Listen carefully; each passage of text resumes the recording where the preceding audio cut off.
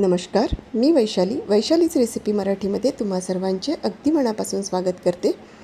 आणि आज मी बनवत आहे बोरं घालून कळण्याच्या वड्या. अगदी पारंपरिक रेसिपी आहे. माझी आई मी लहान असताना बनवायची. खायला तर अतिशय टेस्टी लागतात, भाकरीसोबत तर अगदी अप्रतिम लागतात. चला तर मग आपण रेसिपीला सुरुवात करूया. रेसिपी थोडी जरी आवडली असेल तर कमेंट करायला विसरू नका. तसेच लाईक, शेअर आणि सबस्क्राईब करा. मागील व्हिडिओमध्ये मैत्रिणींनो आपण ह्या वड्या कशा करायच्या आणि वर्षभर कशा साठवून ठेवायच्या याचा व्हिडिओ बघितलेला आहे. आता आपल्याला या वड्यांपासून भाजी कशी बनवायची ते बघायचं आहे. चला तर मग रेसिपीला सुरुवात करूया. तर आता इथे मी 3 लोकांसाठी 1 वाटी भरून वड्या काढून घेतल्या. ह्या वड्या आपण बाजूला ठेवून घेऊ आणि यासाठी लागणारी तयारी करून घेऊ. तर सर्वात अगोदर आपल्याला आता इथे कापून घ्यायचा आहे कांदा. तर त्यासाठी घेतला आहे मी इथे असा एक मध्यम आकाराचा कांदा. हा कांदा आपल्याला बारीक आकारामध्ये कापून घ्यायचा आहे. तर त्यासाठी सर्वात अगोदर कांद्याचा समोरचा पार्ट कापून घेतला आणि त्यानंतर आपण कापून घेतला त्याचा मागील पार्ट. आता त्याचे 2 तुकडे करून घेतले. त्यानंतर त्याचे जे वरील सालं असतात ते सालं आपण काढून घेतले. आणि हा कांदा आता आपल्याला इथे चौकोनी आकारामध्ये कापून घ्यायचा आहे. ना जास्त बारीक ना जास्त जाड, असा चौकोनी आकारामध्ये इथे आपण हा कांदा कापून घेतला. आता अशाच पद्धतीने मी दुसरा जो अर्धा कांदा आहे तो कांदासुद्धा कापून घेते. आणि हे बघा इथे आपला हा दुसरा कांदासुद्धा कापून झालेला आहे. त्यानंतर 7 ते 8 लसूण पाकळा, थोडा आल्याचा तुकडा मी खलबत्त्यामध्ये ठेचून घेतलेला आहे. भाजीसाठी लागणारं आपलं पूर्ण प्रिपरेशन झालेलं आहे. तसंच आता एक मिरची स्वच्छ धुवून घेतली, ती कापून घेऊ. त्यानंतर आपण इथे घेतले 7 ते 8 असे कढीपत्त्याचे पानं. कढीपत्ता आवर्जून घाला, म्हणजे आपल्या या भाजीला टेस्ट खूप छान येते. चला तर मग आता प्रिपरेशन झालेलं आहे. आपण भाजी फोडणी कशी घालायची ते बघूया. भाजी करण्यासाठी आपण गॅसवरती एक कढई ठेवून घेतली आणि आता गॅस सुरू करून घेतला. त्यानंतर त्यामध्ये आपण मोठ्या चमच्याने 1.5 चमचा भरून तेल घालून घेऊ. 1 चमचा घालून झालेला आहे.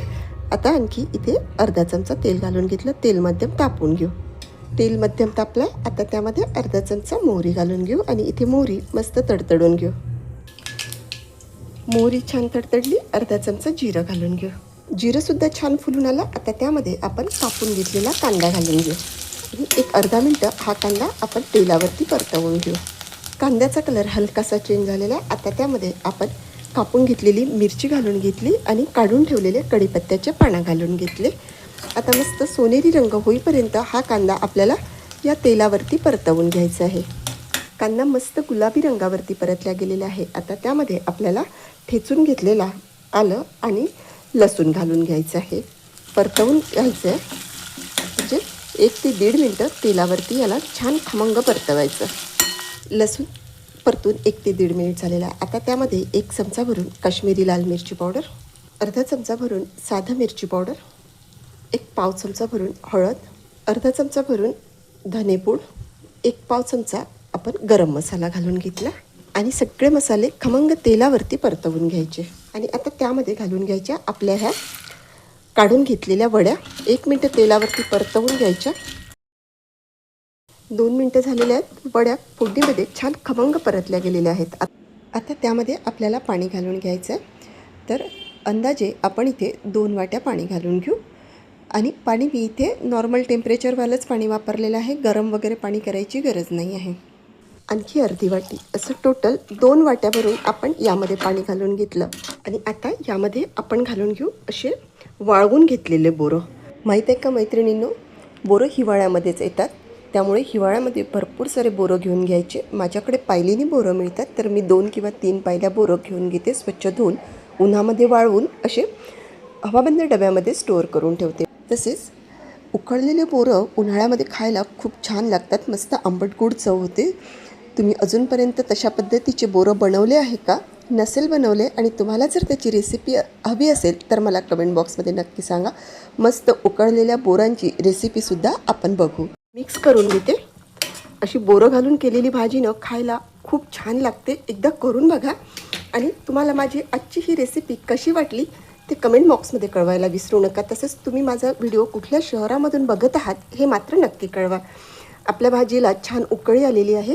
आता आपण गॅस पूर्णपणे कमी करून घ्यायचा आणि गॅसवरती झाकण ठेवून एक 10 ते 15 मिनटं ही भाजी शिजवून घ्यायची.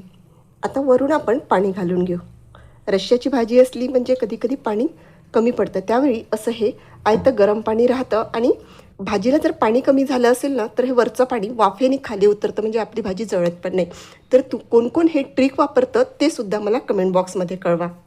10 मिनिट झालेले आहेत. आता आपण आपली भाजी चेक करू आणि बघा आपल्या भाजीचं पाणी बऱ्यापैकी ॲब्झॉर्ब झालेलं आहे.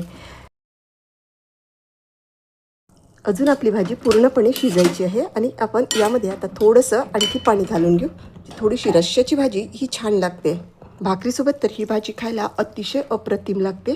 आता जे आपण झाकणावरती पाणी ठेवलेलं होतं ते गरमच पाणी होतं, ते पाणी आपण यामध्ये घालून घेतलं.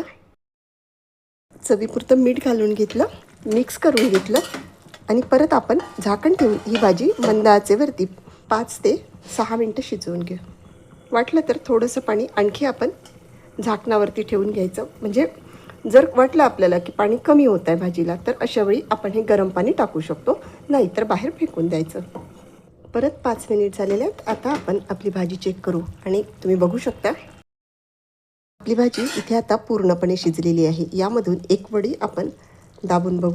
बघा इझिली आपली वडी तुटत आहे आणि हलकासा रस्सा आपल्या या वडीला आहे. आता आपण या स्टेजला गॅस बंद करून देऊ. इथे आपली ही बोरं घालून वड्याची भाजी तयार झालेली आहे.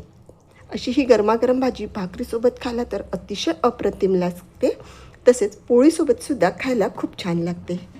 आणि तुम्हाला काय सांगू मैत्रिणींनो, यामधले बोरं न खायला अतिशय टेस्टी लागतात. एकदा ही भाजी करून यामधील बोरं खाऊन बघा आणि मग कसे झाले ते मला नक्की कळवा.